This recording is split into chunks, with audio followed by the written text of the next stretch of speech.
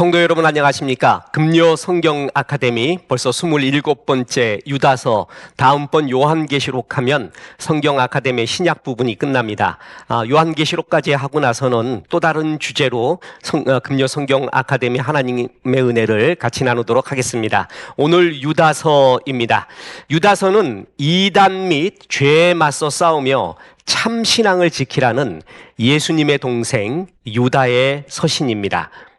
자, 유다서의 기록자는 처음에는 예수님을 믿지 않다가 나중에 부활하신 예수님을 믿은 예수님의 동생인 유다인 것으로 추정이 됩니다. 자, 유다서 1장 1절에 보면 예수 그리스도의 종이요 야코보의 형제인 유다는 부르심을 받은 자, 곧 하나님 아버지 안에서 사랑을 얻고 예수 그리스도를 위하여 지키심을 받은 자들에게 편지하노라. 그래서 성경의 내적인 증거도 여기에 있습니다. 유다는 처음에는 예수님의 형제로서 너무 가까운 데서 자기 형님을 본 거죠, 예수님. 그래서 구주로 알아볼 안목을 처음에는 지니지 못했습니다. 그의 부하로, 예수님의 부하로 형제 야코보와 함께 참여하고 예수님의 제자가 됩니다. 그래서 마가의 다락방에서 성령을 기다리며 기도했던 120명 중에 이 유다가 있었습니다. 교회 전승은 그가 메소포타미아 지역에서 전도하다가 칼에 맞아 순교할 때 주 예수님을 찬양하며 숨을 거두었다고 전합니다. 찬양이라는 그의 이름 의미처럼 그 이름에 합당한 삶을 살다가 간 것입니다. 유다서는 모두 227개의 단어로 되어 있는데 그 중에 93개의 단어가 야코보서와 동일하게 등장합니다. 이 사실은 유다가 형제 야고보와 같은 깊은 관계 속에 있음을 보여줍니다. 유다는 예수님의 형제였지만 야고보가 그랬었던 것처럼 자신을 그리스도의 종이라고 표현을 합니다. 수신자는 팔레스타인에 있는 유대인 그리스도인이라고 추측을 합니다.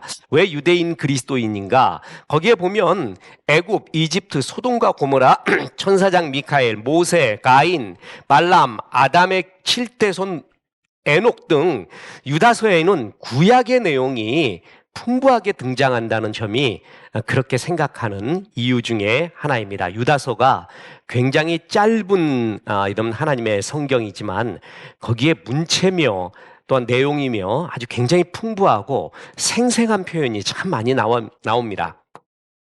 유다서는 문체가 참 역동적입니다. 굉장히 문학적이에요. 그리고 생생한 문체로서 우리에게 말해주고 있는 걸 봅니다. 암초, 목자, 바람에 불려가는 물 없는 구름, 캄캄한 흑암, 열매 없는 가을나무, 바다의 거친 물결, 유리하는 별 등 은유적이고 문학적인 표현이 참 많이 나옵니다. 즉 눈에 잡히는 듯한 생생한 표현으로 긴박한 심판을 보여주고 있다는 것이죠. 이런 표현들을 보면은 우리 그리스도인들이 이것을 잘 해석하기 위하여 이런 문학적 표현들 있잖아요. 은유적이고 문학적인 표현들이 무엇인가, 이른바 인문학적 표현들이죠.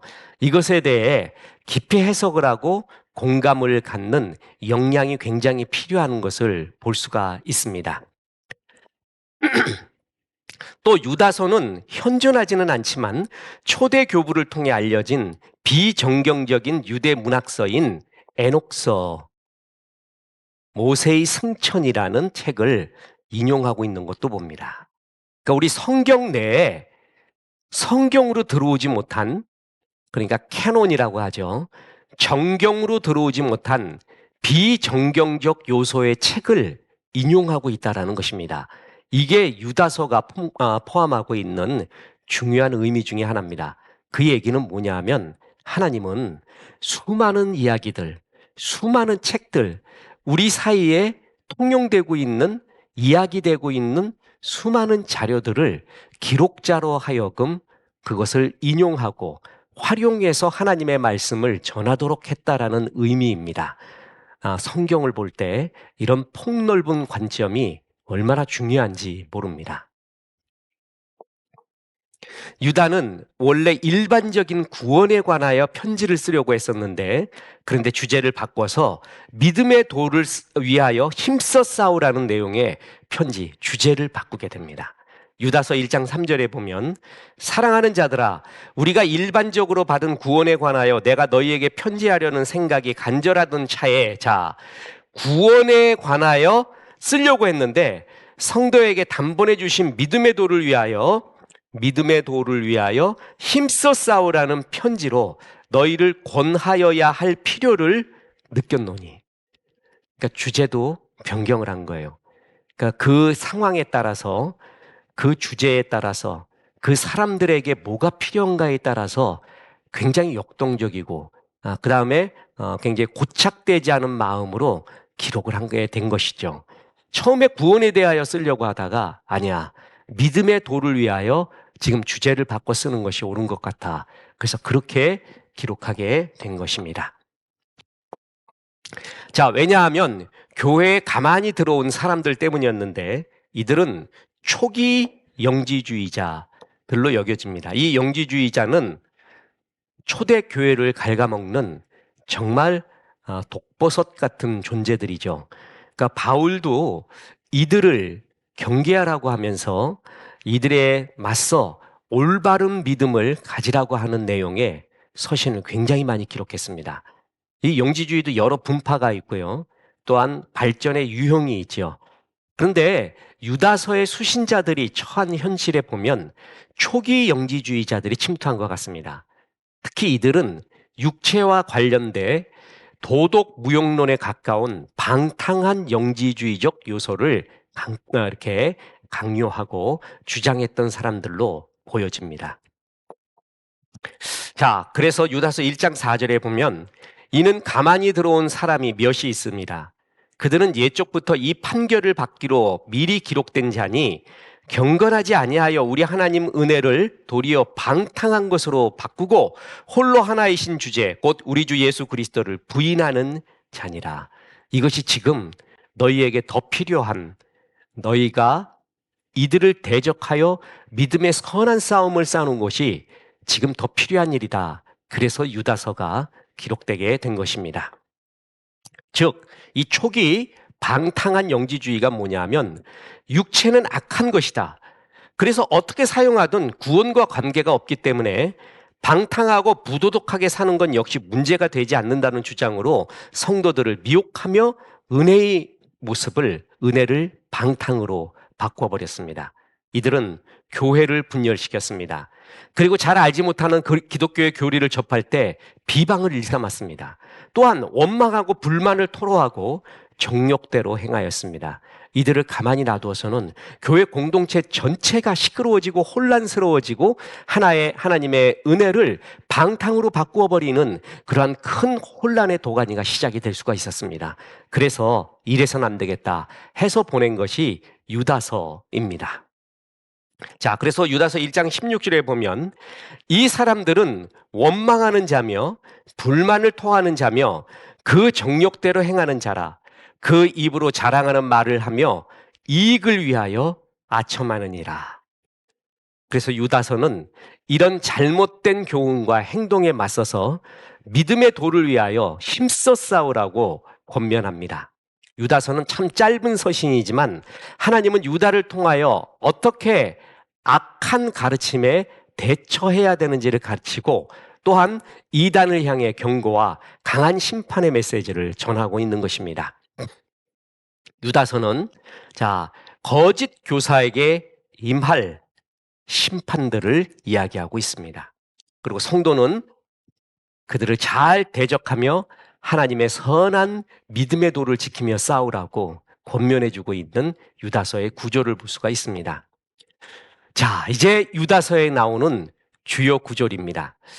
유다서가 짧지만 굉장히 많은 메시지, 특히 그 메시지를 얼마나 풍성하고 생생한 문체로 전해주고 있는지 모릅니다. 자, 유다서는 첫째로 걸림돌이 되는 존재가 되지 말라라는 구절을 우리에게 권면해주고 있습니다. 자, 유다서 1장 12절 13절에 보면 그들은 기탄 없이 너희와 함께 먹으니 너희의 애찬의 암초요 자기 몸만 기르는 애찬의 암초요. 자기 몸만 기르는 목자요. 바람에 불려가는 물 없는 구름이요. 죽고 또 죽어 뿌리까지 뽑힌 열매 없는 가을 나무요. 자기 수치에 거품을 뿜는 바다의 거친 물결이요. 영원히 예비된 캄캄한 흑암으로 돌아갈 유리하는 별들이라. 아주 문학적이죠. 아주 문학적 존재들입니다. 여기서 나오는 이 표현들은요, 백해무익한, 자리만 차지하고 에헴하고 있는, 그리고 에헴만 하고 있으면 되는데 의미 없고 많은 사람한테 악영향을 미치고 있는 그러한 존재들이다. 그것을 이렇게 표현하고 있습니다.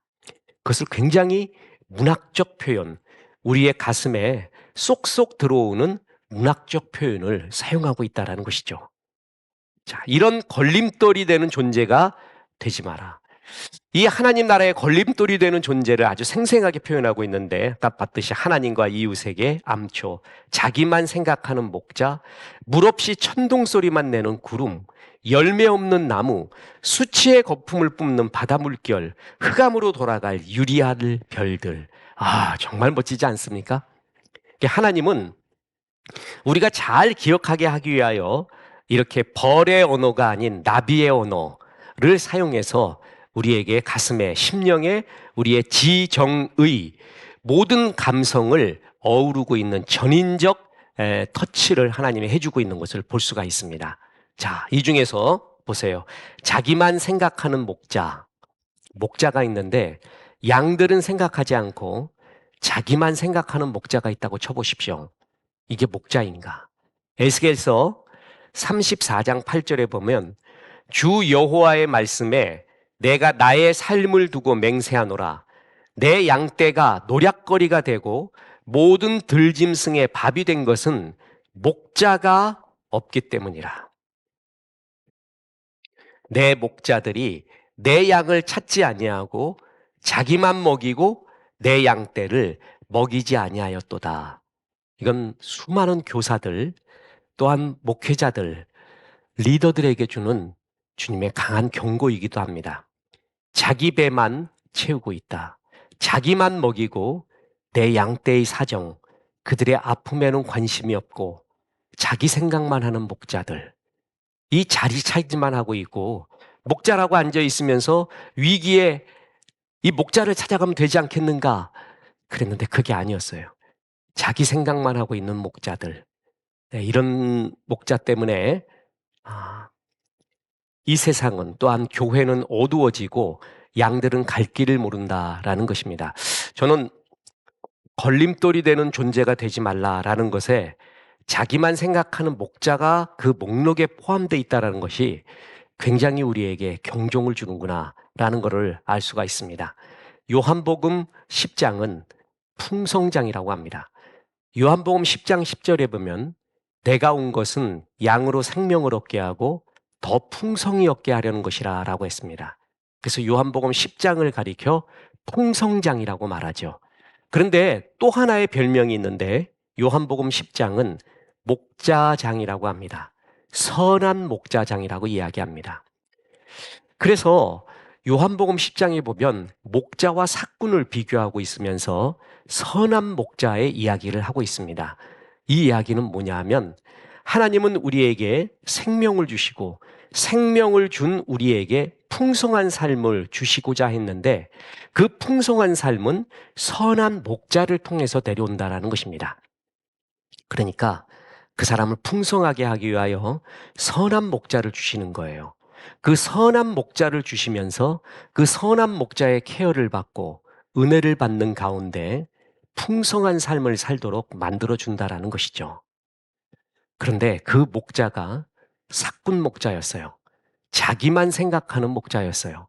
이렇게 될 때에는 정말 암울한 현실이 되는 것입니다. 유다서가 수많은 목록, 걸림돌이 되지 말라는 목록을 이야기하면서 이렇게 말하고 있는 것입니다. 뿐만 아니라 걸림돌 같은 존재가 뭐냐면 물 없이 천둥 소리만 내는 구름과 같다. 비 내리는 구름이 돼야 되는데 비는 내리지 않고 천둥 소리만, 큰 소리만 내고 있는 그러한 구름, 의미 없는 구름, 메마른 구름 되지 말라는 것입니다. 붙이지 않는 편지는 의미가 없습니다. 울리지 않는 종은 의미가 없고, 불타오르지 않은 초는 또한 의미가 없습니다. 총알이 없는 총도 그렇고, 쓸 줄 모르는 돈, 그 또한 그러합니다. 섬김이 없는 권위, 배려가 없는 승리, 진실이 없는 친구, 경청이 없는 자기주장, 감사가 없는 성공, 모두가 천둥소리만 내는 구름과 같습니다. 이런 존재가 되지 마라. 비를 내리는 쓸모있는 존재, 정말 고마운 존재가 되어다오. 이렇게 말하고 있습니다. 자, 또한 타락에 대해서 말하는데 유다서는 경건치 않음이라는 말이 많이 나옵니다. 특히 15절 한 구절에는 4번이나 나오는데 도대체 경건치 않음, 타락이란 무엇인가? 그것은 첫째, 자기의 자리를 벗어나는 것이 타락이라고 성경은 정확하게 말하고 있습니다. 유다서 1장 6절에 또 자기의 지위를 지키지 아니하고 자기 처소를 떠난 천사들을 큰 날의 심판까지 영원한 결박으로 흑암에 가두셨으며, 자, 뭐라 그랬어요? 자기 지위를 지키지 아니하고 자기 처소를 떠난 천사. 이게 뭐예요? 자기 자리를 벗어난 이야기이죠. 그러니까 교만은 뭐냐면 자기 자리를, 자기의 위치를 벗어나서 마치 하나님 자리에 있는 듯 그렇게 교만한 모습, 지위를, 자리를 벗어난 것이 타락이다. 뿐만 아니라 악한 마귀는 선악을 알게 하는 나무의 열매를 먹으면 눈이 밝아져서 하나님과 같이 되리라고 유혹했습니다. 이것은 바로 우리가 피조물이라는 사실을 망각하도록 유도한 것입니다. 자, 눈이 밝아져서 뭐와 같이 된다고요? 하나님과 같이 되리라. 이처럼 교만이 어디 있습니까? 그러니까 모든 죄의 첫 번째 원인이 교만이고, 교만은 곧 자기를 벗어난 거예요. 자기 자리를 벗어난 거. 유다서는 정확하게 그것이 타락이라고 말하고 있습니다. 또한 자기 자신을 지키지 못하는 것이 타락입니다. 유다서 1장 10절에서 11절 보면 그들은 이성 없는 짐승같이 본능으로 아는 그것으로 멸망하느니라. 화 있을진저 이 사람들이여 가인의 길에서 행하였으며 삭슬 위하여 발람의 어그러진 길로 몰려갔으며 고라의 패역한 길을 따라 멸망을 받았도다. 자, 하나님이 주신 성령의 은혜가 있고 우리의 죄의 본성이 있죠.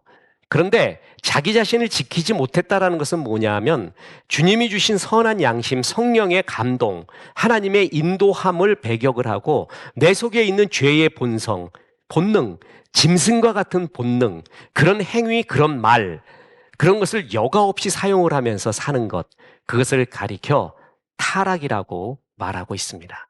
그러면서 성경에 정확한 3가지의 큰 타락의 길을 말하는데 하나는 가인의 길, 또 하나는 발람의 길, 또 하나는 고라의 길을 말합니다. 이게 유다서가 갖고 있는 정말 멋진 통찰력입니다. 타락한 사람의 유형을 나눴는데 고라 같은 유형, 발람 같은 유형, 그리고 가인 같은 유형이 있다. 이들은 하나님이 주신 선한 양심 속에 살지를 않고 하나님의 은혜 속에 살지를 않고 그 속에 있는 죄의 본성, 본능, 짐승 같은 본능으로 살려고 했다라는 거예요. 그게 타락이라는 것입니다. 자, 보겠습니다. 이 대표적인 세 타락의 존재의 길이 가인의 길. 그는 경건치 않았죠. 하나님께서 아벨의 제사는 받고 가인의 제사는 받지 않았는데 가인의 제사만 받지 않고 가인과 그의 제사를 받지 않았습니다. 아벨과 그의 제사는 받았습니다. 그것은 무슨 얘기냐 하면은 단순한 제사의 행위 그 자체만 의미하는 것이 아니라 가인과 그 예배, 아벨과 그 예배, 가인의 삶, 아벨의 삶을 말하는 것이죠. 그 삶 자체가 경건치 않았던 거예요.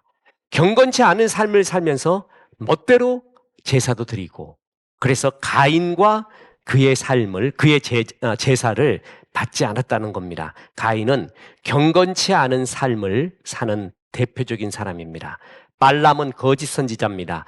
돈으로 이스라엘 백성을 저주하라는 그러한 부탁을 받게 됩니다. 그는 처음에 이스라엘 백성이 야훼 하나님을 섬기는 진정한 주의 백성들이라는 걸 알고 그것을 거부합니다. 아무리 무당이라 할지라도 점쟁이라 할지라도 프로는 프로를 알아보는 법이에요.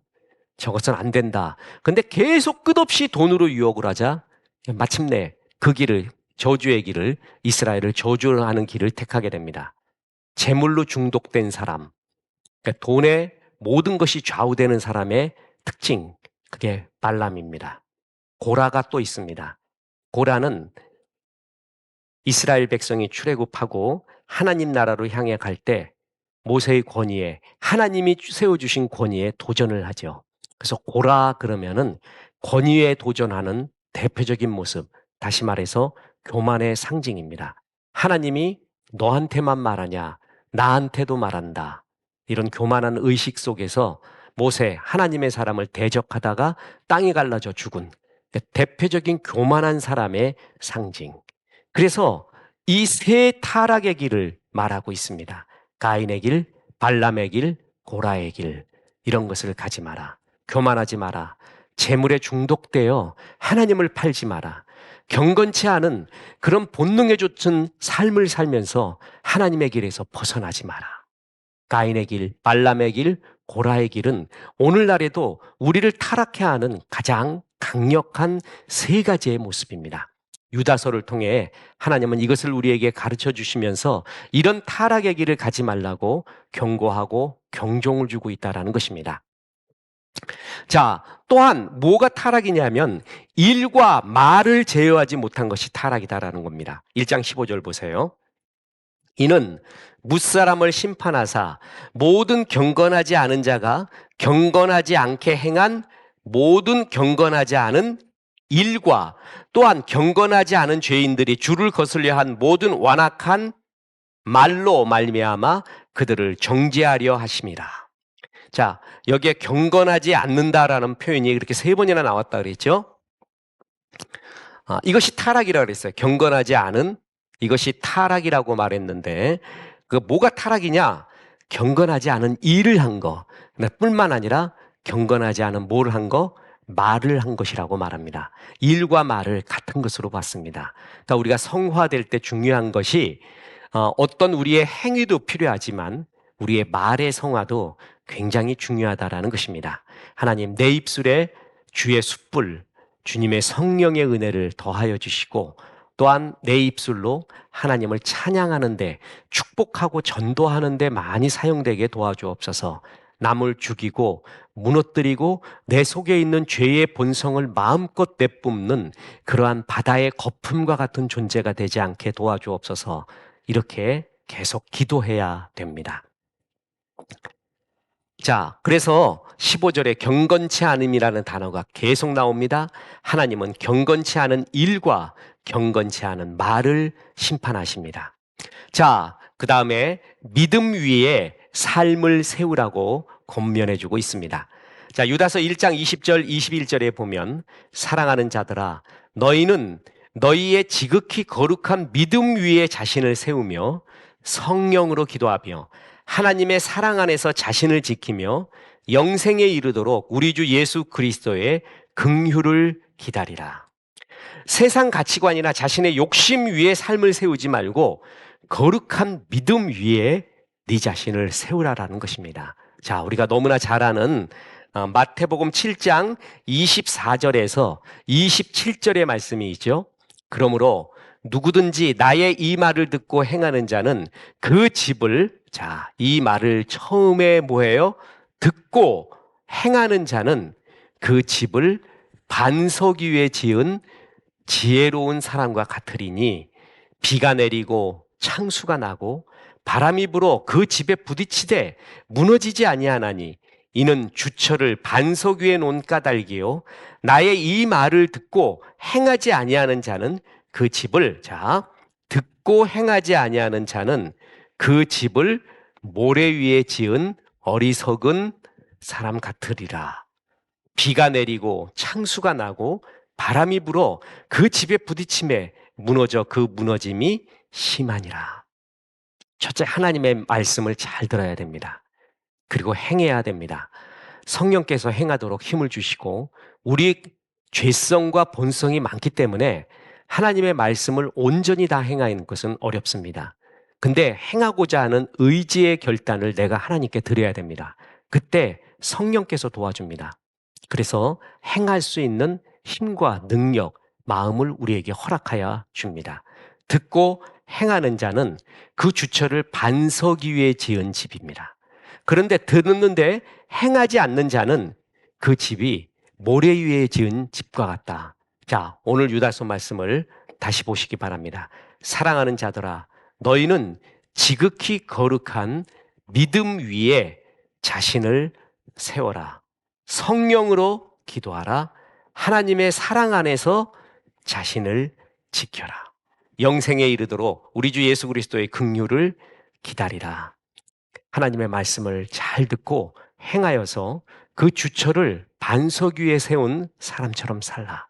믿음 위에 네 자신의 집, 삶을 세워가라. 이렇게 말해주고 있습니다. 유다서는 짧지만 굉장히 이단 영지주의에 대한 강력한 경고를 말하고 있고 또한 그 표현조차 굉장히 문학적인 그리고 굉장히 상상력을 많이 사용한 하나님이 우리의 귀에 쏙 들어오게 하는 감동적인 생생한 문체로 우리에게 전해줍니다.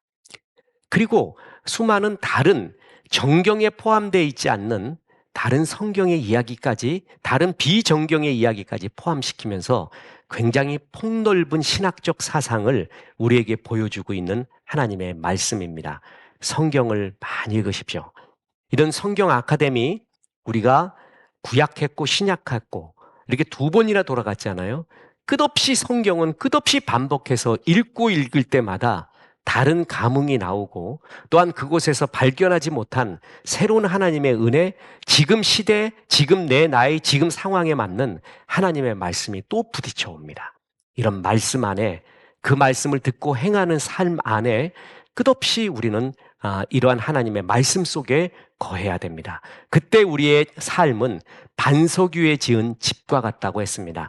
듣지도 않는 사람, 이것은 가능성이 없습니다. 듣고 행하지 않는 사람 또한 모래 위에 지은 집과 같다고 말했습니다. 하나님 말씀을 들으면 들을수록 이것을 행할 수 있는 힘을 달라고 이야기하고 또한 성령께서 그런 자에게 도와주실 것입니다. 오늘 유다서 말씀을 통해 하나님의 말씀 위에 서야겠구나. 내가 가인의 삶, 발람의 삶, 또한 고라의 삶 같은 타락한 삶을 살지 않아야겠구나 하는 것을 마음에 새기면서 성실하고 신실한 주의 백성으로 사시기를 주 예수의 이름으로 축원합니다. 기도하겠습니다.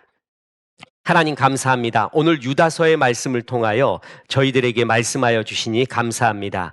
너희의 삶을 하나님의 말씀과 성령 안에서의 기도와 믿음 위에 너의 삶의 주처를 세우라고 말씀하셨는데 우리가 끝없이 하나님의 말씀을 보고 듣고 말하며 좋아하며 또한 필사하며 암송하며 좋아하며 끝없이 통독을 하며 하나님의 말씀을 잘 듣고 그것을 행하는 종이 되어서 우리의 삶을 반석 위에 세운 삶, 반석 위에 주처를 지은 집과 같은 삶으로 살 수 있도록 인도하여 주옵소서.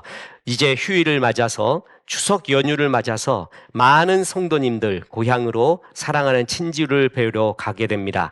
건강하게 안전하게 다녀오게 도와주시고 그 삶 가운데 가정 가운데 진리와 함께 기뻐하는 거룩하고 행복한 가정 될 수 있도록 도와주옵소서. 예수님의 이름으로 기도합니다. 아멘. 영원한 생명의 주님 한결같이 날 보시네 주 손길 덮으사 의의 길로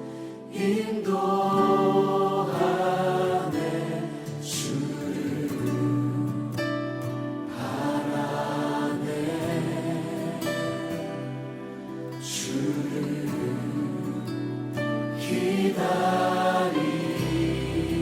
기다리네 사랑의 노래 드리리라 주님께 영원하신 주님의 품에 나를 거하도록 하소서.